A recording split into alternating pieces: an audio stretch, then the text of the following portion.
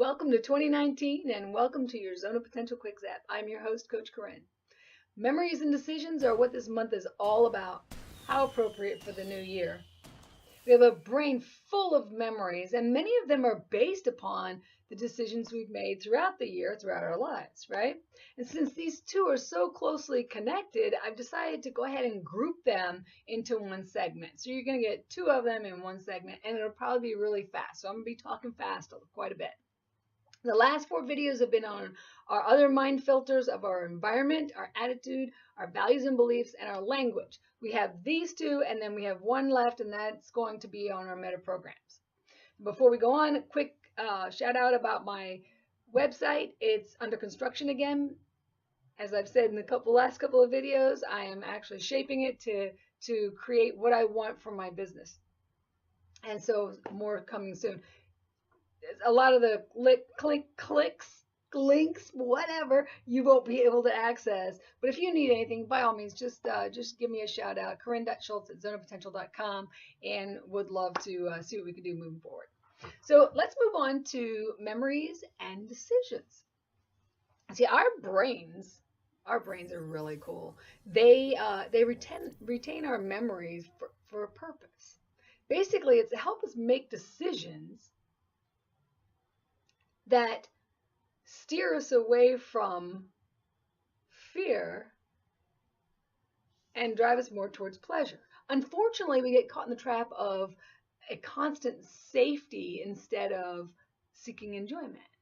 Our fears override our true abilities to achieve great outcomes and generate positive chemicals in our bodies. So quite often, we tend to run away from false fears more so than towards enjoyment or happiness. And what do we do about our memories so they don't get in the way of our decisions or decisions to be or act in a certain way, in our own desired way? And how do we get out of the decision cycle that is not helping us make the best choices for ourselves and those around us?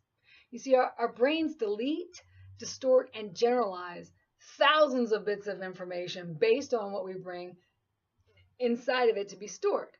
Along with many other activities, it's helpful for you to know that our brains also, for the purpose of this video at least, it organizes, it represses, and it seeks more memories. And why is this important? Because if you want to remember something from a minute or 10 years ago, your brain may delete specifics about the event that were not important to you at the time and retain what was. The people around you, the colors, the emotions, or other aspects that may or may not be important, your brain will decide. There's too much going on around us really to focus on and absorb everything. So your brain will distort and generalize the rest of the data that we're not focused on so we can potentially use it later. But you're only going to see what you're focused on. That's why people can describe things so differently. Your brain doesn't want to waste a lot of energy trying to remember. So whatever is important to you will be upfront and accessible for retrieval. If you can retrieve parts of it, then maybe you can grab more details that weren't readily available when you first started thinking about it, right? So think about a time when you decided to go to the kitchen and get something and forgot what it was. You've done that, right? I know I've done that tons of times. Oftentimes it's because we're so preoccupied with thinking about something else while we're on our way that we lose our focus and forget. If you can remember a piece of it, though, just a piece, the rest will typically or can generally fall back into place. At least the important part of what you were focusing on. And what about a time when you were making a decision to do something because we remember how wonderful it was and find out that it no longer fits into our decision cycle today because it's not as wonderful as it used to be before? Has that happened to you before? Of course it's happened. Since that memory no longer is true for us, we create a new one that will probably be more fitting. An example of that is sugar. When we were kids, we loved sugar. It was something pleasurable, so on and so forth. It may still be pleasurable now, but it's not nearly as pleasurable as it used to be. So that decision to eat sugar is not going to fit into what you want, your other priorities, your other values, beliefs, etc., etc. So now let's tackle some facts about decisions. Many decisions are made with well thought out processes and associated information, right? And some decisions may be quickly. So there's a longer drawn out, and then there's a short decision factor, right? So folks will use the information that they have if they're making a really quick one, whether the information is derived from something new or something remembered. So longer term and shorter term. Either way, as we go through our thought process, we're going to generate an emotion that will trigger us to make the decision. The emotion, it doesn't matter what the emotion is. It could be confidence, it could be fear, disbelief, love, hate, whatever it is, regardless of the time that it took you to get there. So it doesn't matter if you have all the facts. There's no such thing as having all the facts anyway. You have a lot of facts. You're still going to have a decision feeling associated with that decision before you make that choice. So let's run through some memory and decision examples so you can see what I mean. If you've ever been burned before, your brain will activate an alarm to let you know that what has burned you, how long it takes to burn you, and the pain that was involved with it, right? I can see the fire and not get burned. I also know, because I decided to test it in the past, that I can touch fire by running my finger across the top of a candle, and I still don't get burned. My finger might get blackened or whatnot, but I don't get burned. And if I decide to keep my finger over the fire long enough, I will get burned. So with that feeling, unless I want to burn myself, and I don't know why I would, but stranger things have happened, I will decide to not leave my finger over the fire. Simple, right? Let's use some example with something that's supposed to be enjoyable. If you've ever remembered a coworker that you really liked, and you met somebody similar, your brain will recall the aspects of that person and generate an automatic feeling to establish whether you want to decide to like that person or not. Remember, our brains, they don't like to waste energy.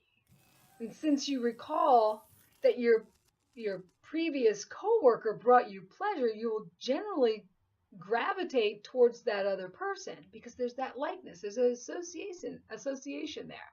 Let's say the person ended up doing something or saying something that affected you negatively. This would activate your memory on how that felt in the past, or create a new, or if it hasn't happened in the past, it'll create a new feeling if for you now. You then may generate yet another decision point at that time as to whether to continue to like the person or not. And that could be reflective of whether that other coworker you'd experienced with them or somebody else that you may have liked or whatnot, right? So this will lead to a decision point of what to do. And to do nothing is still to do something. So that is still a decision that's doing something, even if it's nothing.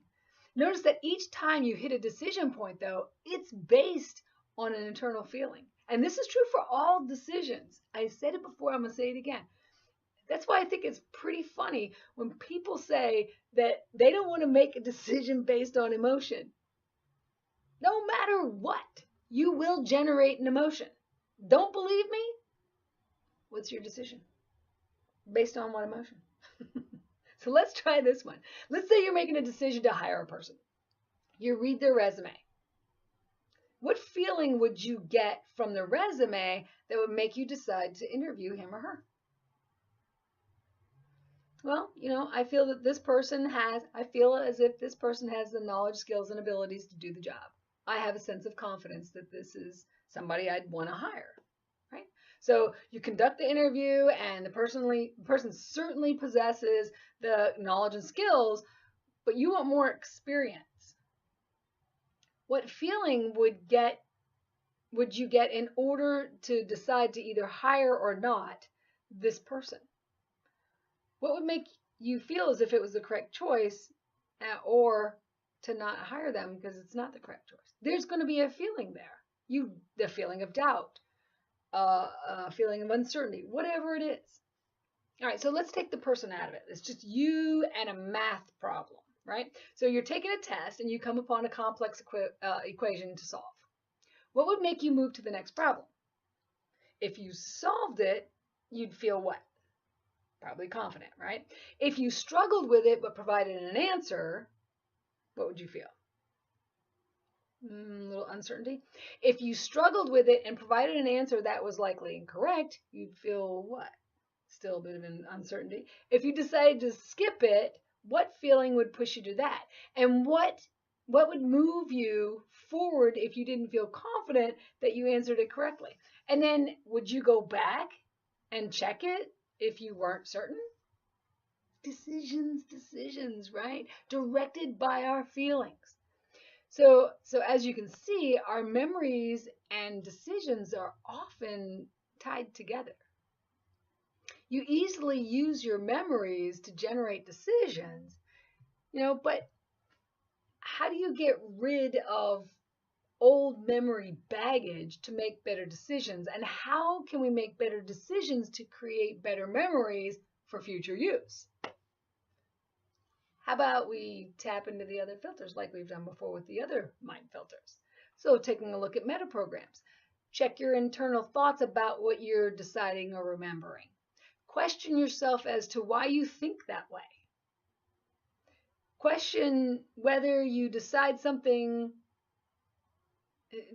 something else and what that is. Can you decide on something else? What is it? What is that? And how do you feel about that decision? And why do you feel how you feel about that decision? Kind of confusing, right? But it's all about questioning your thoughts. Question if you can let the memory go so you can create a new one through a new decision. And the list goes on. Basically, question your thought about how you're thinking. And then your values and beliefs. Check into those old values and beliefs that you hold on to. Are they appropriate? Have they changed? Question your belief system that makes you decide on the value that you've decided to hold on to.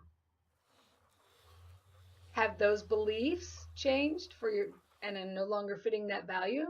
Question the value that you're experiencing from the memories or decisions that you've been making. And ask yourself, what if? And then add scenarios that can generate some new beliefs and strengthen or let go of the values that no longer support you and what you really want. And then your attitude. Check what immediate response that you get from your body, from your face, from what comes out of your mouth. So here's another chance for a what if. Or maybe you can use on the other hand approach that we talked about in other videos. And then check your language. Check out how you're saying the memory or the decision. Is it in your tone, inflection, your rate, what have you? And then decide to change the words and the vocal attributes that we also spoke about in the last video. Identify how your face moves. So if your face moves in a different way, maybe you need to change that. Your body's position. Maybe you're slouched over. Maybe you need to stand up more when you talk about, or identify how you are doing that so you can change that posture, right? And then how it moves, how your body moves when you remember how you've decided on a certain thing. Maybe you decided to lose weight and you're like, yeah, I decided to lose weight. That's not very helpful, is it? If you stand up and, when I say stand up, throw your shoulders back and you're confident about it, once again, remember, there's feeling that goes in each one of the decisions that we make. So what is your confidence factor? What is that language that you're telling yourself? And then the environment. Check to see if your memory still fits into your time, space, matter, and energy. Is what was true then still true for you now in terms of your age, where you are, the materials available, how much effort it takes to support the decision you're making, etc. So does that memory still fit in your environment to today? And do those decisions that you've been making, are they appropriate for today? Basically, if your memories are hindering your ability to make decisions and your decisions are getting in the way of what you really want, check your emotions. Once you identify the emotions, determine if the decision is still true for the situation that you're moving forward with. If it isn't, determine what you need to learn from it, from your past and from past decisions. Make new, more helpful decisions. And then when you do, you can let that old memory go. Until you do so, you'll be in the same decision loop and hold on to the same memories, and you'll struggle to get out of it. So thanks for joining me again today. Wishing everybody a wonderful 2019 full of prosperity and success in your zone of potential. Bring it on.